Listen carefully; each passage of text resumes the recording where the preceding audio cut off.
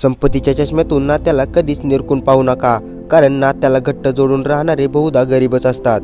दुसऱ्याच्या मनातील भावना कळायला आपले मन देखील निर्दोष असावे लागते। आपल्याच मनात दोष असतील तर दुसऱ्याच्या मनातील चांगल्या भावना कशा कळतील।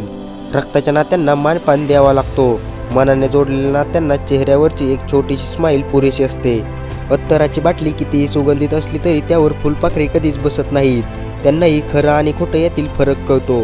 त्याचप्रमाणे आयुष्याचा समतोल हा त्यालाच राखता येतो ज्याने आयुष्य तडजोड आणि कसरतीच्या जीवावर उभं केलेलं असतं।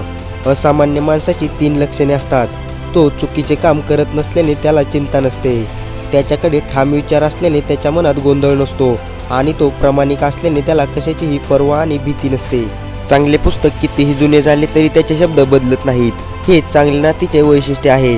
असे नाही की नेहमी वाईट कृत्याचे दुःख सहन करावे लागते, कधी कधी खूप चांगले असण्याची किंमत चुकवावी लागते।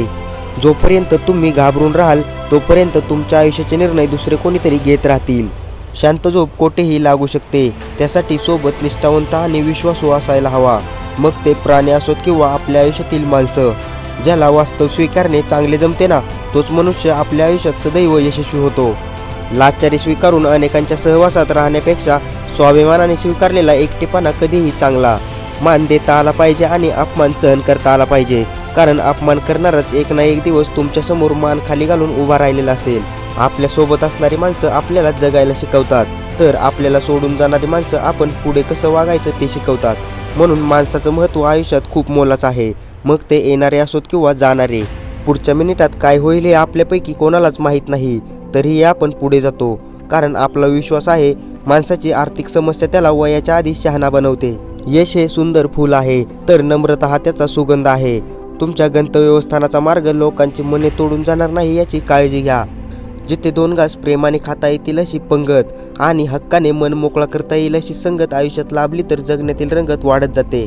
ज्या व्यक्तीला सतत शुभ आणि आशावादी विचार करण्याची सवय असते ना, त्याचे मन नेहमी आनंदाने व उत्साहाने भरलेले राहते आणि उत्साही मनाच्या माणसाला नेहमीच यश प्राप्ती होते।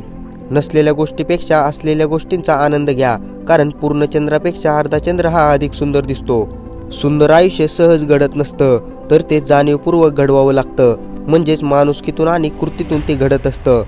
यशस्वी माणसं नेहमी दुसऱ्याला मदत करण्याची संधी शोधत असतात आणि अयशस्वी माणसं नेहमी यात माझा काय फायदा असा प्रश्न विचारत असतात।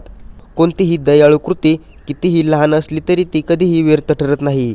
ज्यांच्याकडे आशा आणि योग्य दिशा असते ना, ते आयुष्याच्या प्रत्येक परीक्षेत उत्तीर्ण होतात।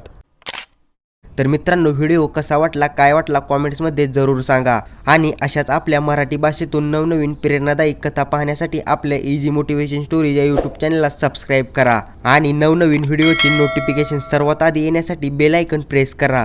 तर चला भेटूया पुढच्या एका नवीन भन्नाट अशा व्हिडिओमध्ये, तोपर्यंत धन्यवाद।